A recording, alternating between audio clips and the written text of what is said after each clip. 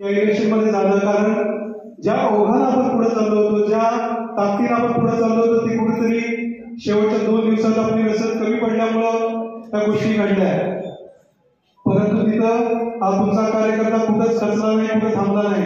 मला अजूनही आठवत आहे त्या बूथवरच्या लोकांना ज्यावेळेस फिरत होतो, त्यावेळेस बूथवरच्या लोकांच्या आपल्या कार्यकर्त्यांची होणारी हेळसांड, त्यांनी प्रयत्न करून कन्व्हिन्स करून लोकांना मतदान करण्यासाठी केलेलं काम, त्या इलेक्शनच्या कार्यकाळात आमच्या माता भगिनी ज्या पद्धतीनं गावात वाड्या वस्त्यावरती पोहोचल्या, ज्या पद्धतीनं आपला कार्यकर्ता पळाला राबला, त्याचं फळ हे 51,000 52,000 जे मतं आपल्याला मिळाले त्याचे फळ आहे. लोक दुसऱ्या पक्षाचे म्हणत होते धनशक्ती विरुद्ध जनशक्ती, परंतु खऱ्या अर्थानं आबा ही सगळी तुमची जनशक्ती आहे, धनशक्तीचा इथे कुठं मात्रही फरक पडला नाही. गेल्या 30-35 वर्षाच्या कार्यकाळामध्ये आपण लोकांना मदत केली, काम केलं, कष्ट केलं, लोकांच्या प्रामाणिकपणे मदत केली. परंतु कुठेतरी आपल्याला हे काम करण्याची पद्धत बदलावी लागेल असंही कुठेतरी मनात शंका कुसकुसते की आपण खरंच काम करायला पाहिजे का लोकांकडून फक्त पैसे काढायला पाहिजे. हे आता या इलेक्शनच्या माध्यमातून दिसतं. आबा मी प्रत्येक कार्यकर्त्यासोबत मी ज्या दिवशी मतदान झाले त्यावेळेस प्रत्येक नेत्या मंडळीसोबत बोललोय. माझं एकच म्हणणं होतं की कुठल्याही परिस्थितीमध्ये या इलेक्शन मध्ये हार जीत होऊ हे महत्वाचं नव्हतं. महत्वाचं होतं आपण तुम्ही उभा राहणं आणि या जनतेसाठी लढणं, आणि ते आपण हे सिद्ध केलंय. बऱ्याच गोष्टी मी साक्षीदार आहे, बऱ्याच गोष्टींच्या ऑफर आपल्याला आल्या होत्या, परंतु त्या गोष्टींवरती आपण लात मारून फक्त उभारलो, या जनतेसाठी उभारलो.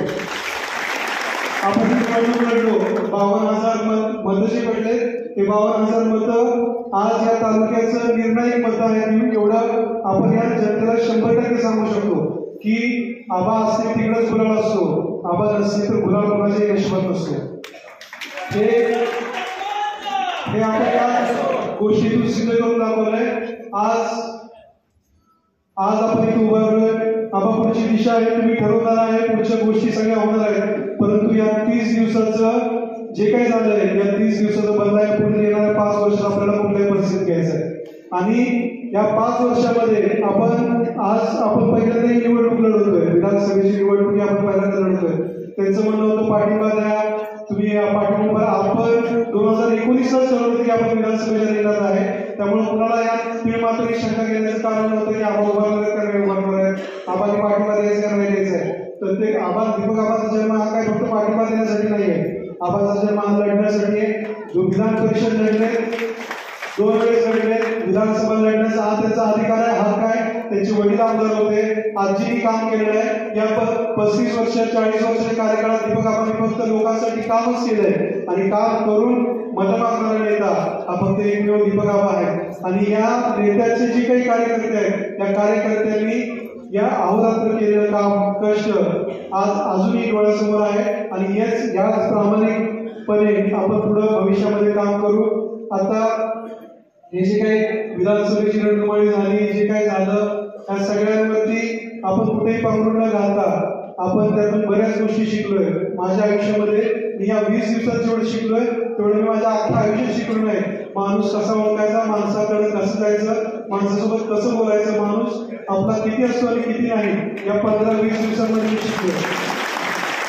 आणि आपण मला हेही सांगायचं की लोक म्हणतात की आम्हाला राजकारण कळत नाही, परंतु मला हे सांगायचं आहे की या सगळ्या राजकारणाचा बाप तुम्हीच आहे. आणि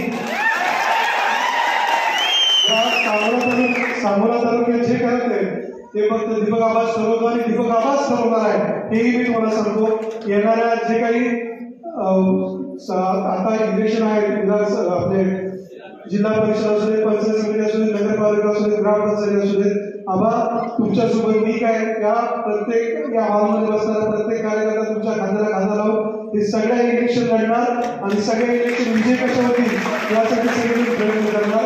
आबा आम्ही काही खचलो नाही, आम्ही लढलोय आणि येणाऱ्या काळामध्ये आम्ही लढणारच आहे. आणि तुमच्या खांद्याला खांदा लावून तुमच्या पाठीशी बरोबर येणारं प्रत्येक इलेक्शन हे प्रामाणिकपणे लढणार आहे. आज नितीश सारखा मुलगा या इलेक्शन मध्ये खूप लोक जुळले जे नव्हते, जे लाभ होते, आणि मला एकच सांगायचं आहे, फक्त ऑफिसमध्ये पाठीमागच्या दरवाजाला येणाऱ्या लोकांची तुम्ही काम करू नका.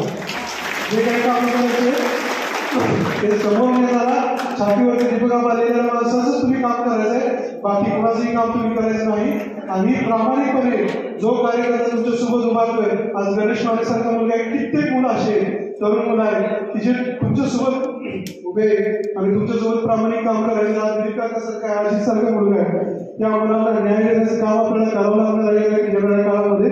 आणि कित्येक महिला आहेत, आज सावंतबाई सारखी एकच पुढची महिला आहे, त्यांनी पण प्रामाणिकपणे शिव्या तर शिव्या पण मागं पुढं घाबरले नाही. अशा लोकांना न्याय देण्याचं काम आपल्याला येणाऱ्या काळामध्ये करायचं आहे. आणि 100% आपल्याला या तालुक्याची विजय गोड ही इथून पुढच्या काळामध्ये सुरू ठेवायची आहे. ही झालेलं जे काही नुकसान आहे ते नुकसान नाही, हा एक प्रकारचा विजयच आहे आपल्यासाठी. आपण लढलोय हीच महत्वाची गोष्ट माझ्यासाठी तर आहे.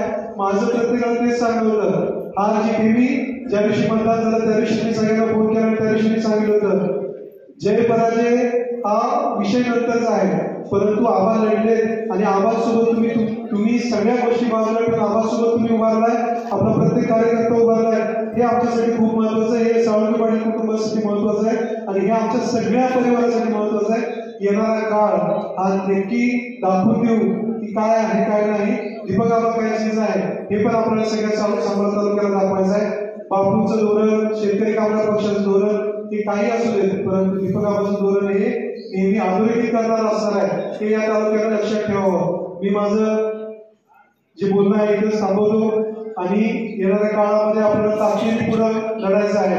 एवढंच मी आपल्या सर्वांसमोर बाहेर येतो. आणि ज्या कार्यकर्त्यांनी, ज्या नेते मंडळींनी आबासाठी अहोरात्र प्रयत्न केले, ज्या महिला मंडळींनी प्रयत्न केले, ज्या युवक वर्गाने प्रयत्न केले, त्यांना सगळ्यांना मी मनापासून धन्यवाद देतो.